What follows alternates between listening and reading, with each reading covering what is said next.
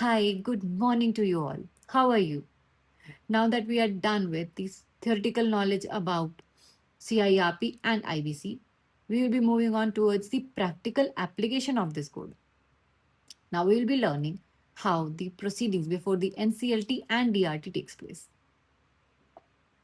So tell me, what is the first and the foremost step of initiating a legal proceeding? Yes, you guessed it right. It is filing of a petition before the adjudicating authority. That is NCLT in case of a corporate insolvency and DRT in case of personal insolvency and partnership forms.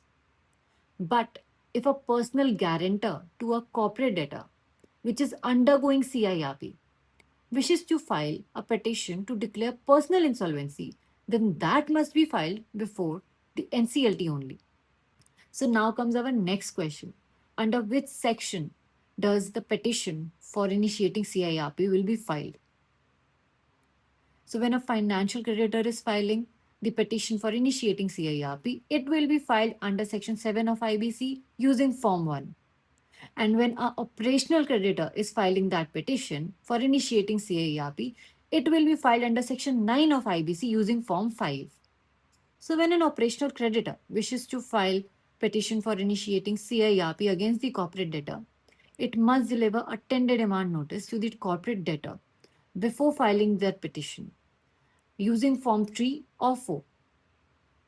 Also, there is one mandatory condition for filing the petition of initiating CIRP against the corporate debtor. And that condition I have already told you in one of my previous videos.